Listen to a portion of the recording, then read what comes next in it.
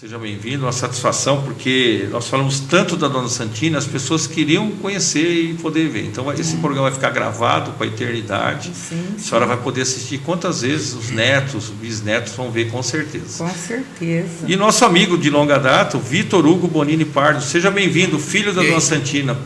Tudo bem, boa noite.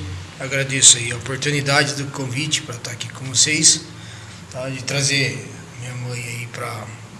Minha mãe, meu chefe, né? Para vir poder contar um pouco da história dela aí. Correto. Né? E as pessoas que às vezes têm curiosidade, muita gente acha que Dona Santina é uma marca, mas é uma pessoa, né? E isso é o ponto-chave do nosso trabalho, porque é um peso grande. Trabalhar com alguma coisa que carrega o nome da nossa família e o nome da nossa mãe. Maravilha. Uma responsabilidade grande. Que bom, né? É uma curiosidade, né? As pessoas, eu fui lá ver pessoalmente com a minha esposa, né? Dona Santina, né? Quer dizer, é uma marca, uma pessoa, que bom que soubemos que realmente é uma pessoa. Sim. Que destina. Eu quero começar as perguntas para os convidados, para a senhora poder contar um pouco, né, da história, como que, a senhora é de que país, essa família de origem de algum outro país, como que vem chegar em Marília, como que a senhora começa com essa área. Pode ficar à vontade, Dona Santina, contar para nós. Muito obrigada por isso. Então, começar dizendo assim, que Dona Santina é uma marca de honra, né? Naquilo que a gente escolheu como fazer o melhor. Então, sem nenhum medo, sem nenhum receio, eu coloquei o meu nome nisso, né? Com toda a certeza de que eu iria fazer o melhor. Nós somos de origem italiana. Meus avós vieram da Itália no final de 1800, né? Por volta aí de 880, 890, mais ou menos. Meus avós já eram adultos, né?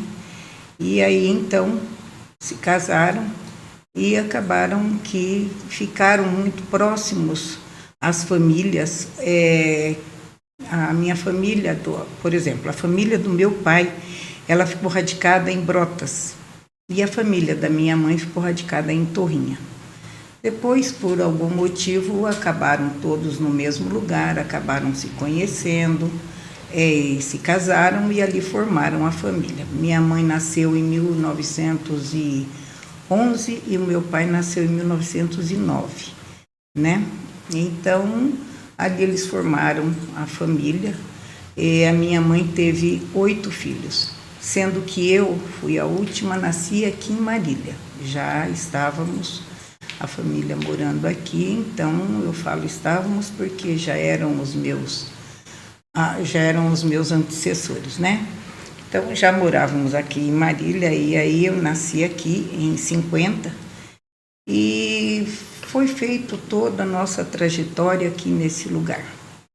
E como conhecimento do povo, quando chegou aqui, que veio para trabalhar na lavoura de café, muitas outras raças vieram também e cada uma desenvolveu o seu trabalho a forma como mais lhe aprovesse no momento, né?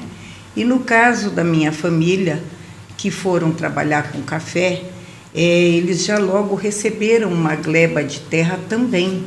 Então, eles trabalhavam, as famílias eram já numerosas, no caso dos meus avós, eram numerosas, então eles já receberam uma gleba de terra como pagamento por aquilo tudo que eles iriam produzir. Então, eles produziam o do patrão e produziam o deles também, para poderem ter a sobrevivência e criarem as famílias, porque naquela época o que mais importava era o número de filhos que pudesse trabalhar na lavoura. E assim foi. A família foi ali crescendo e tudo mais. Já chegando no caso dos meus pais, quando eles vieram para Marília, a situação já foi totalmente outra, porque aí já tinha passado a década de 30, onde teve a queda do café e um monte de outras coisas. Então, eles teriam que procurar lugares melhores onde eles pudessem trabalhar e sobreviver, tirar o sustento de um outro lugar. Meu pai veio para cá trabalhar no comércio, os meus irmãos crescendo também trabalhavam no comércio, minhas irmãs trabalhavam como domésticas na época, né?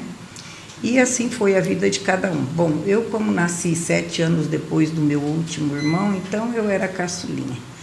E aí, como caçulinha da casa, então eu já ia aprendendo a fazer os pequenos trabalhos para poder ajudar minha mãe. E foi aí que eu aprendi a torrar o café. Porque naquele tempo o pessoal comprava o café, torrava em casa, moía e fazia o seu cafezinho. Então era uma coisa assim que era natural na casa de todo mundo. Café de marca, com muito custo começaram a aparecer algumas coisas aí, já por volta dos meus 15, 16 anos, é que começaram a aparecer algumas marcas na cidade. Até então não tinha muita coisa.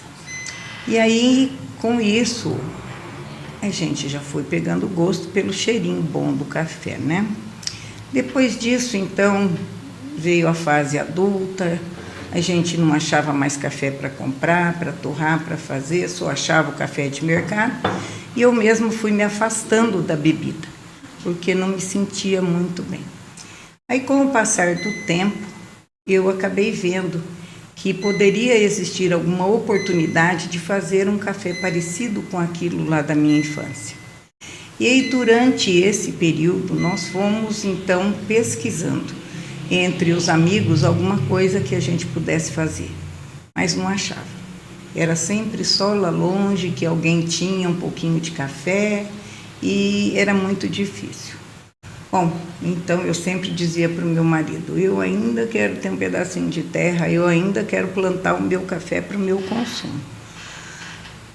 Com muita luta, já na aposentadoria dele, né, que foi agora já no ano de 92, 93, que nós viemos para Marília, e aí começamos a fazer o nosso planejamento. Então, em 97, nós compramos o nosso pedaço de terra, 2,3 alqueires. É um pedacinho de nada. Mas ali, meu marido era um cara muito caprichoso, ele faleceu em 2017, mas até então ele era um cara muito caprichoso, ele não gostava da vida da roça, mas ele tinha o hábito de tudo que ele fazia, fazer o melhor. Ele sempre gostou muito de fazer e fazer bem feito. Ele era auditor do Banespa, então era daquelas pessoas bem categóricas mesmo, né? E aí então plantou o café com todo o cuidado, com todo o carinho e fez tudo o que precisava. Nossa, esse café já logo na primeira, segunda colheita que nós fizemos já foi considerado o melhor café, foi levado até para a Câmara Setorial de Santos, onde ele foi considerado o melhor café. Só que na época a premiação ela era feita em cima de 30 sacas de 60 quilos. Meu marido só tinha conseguido 10 sacas.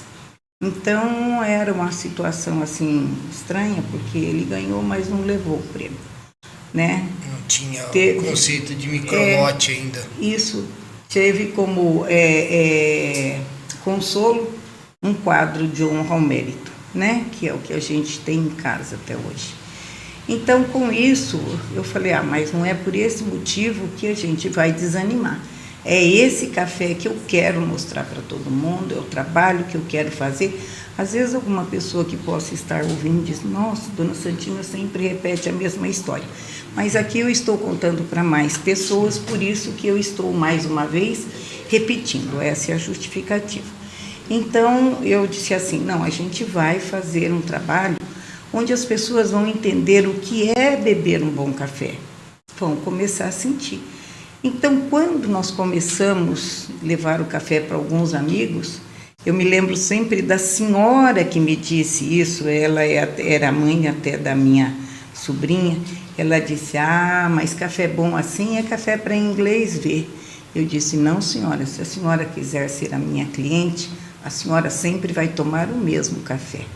Ela já faleceu faz tempo, mas era nossa consumidora, a mãe da Angélica, né? Então, era assim, uma pessoa que gostava de uma coisa boa, né? E aí, com isso,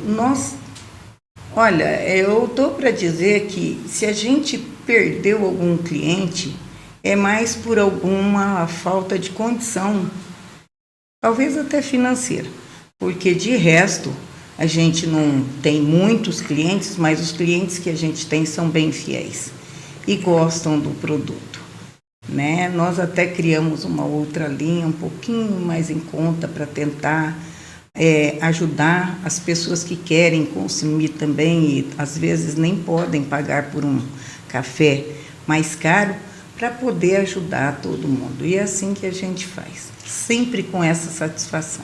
Que bom, olha só, né? A dona Santina tem uma história de vida maravilhosa, né? Foi até o fim, enfrentou os desafios, nunca desistiu da sua ideia, que a princípio, pelo que a gente viu aqui, era ter o seu café no seu quintal, era esse. Exatamente. Então, meus amigos, esse programa tem por objetivo levar entretenimento, diversão e informação para vocês, mostrar a nossa cidade de Marília e região, cidade segura, pronta para o futuro, uma cidade que está em pleno desenvolvimento, e por isso mostrar as famílias que aqui fazem, né? E eles são diferentes.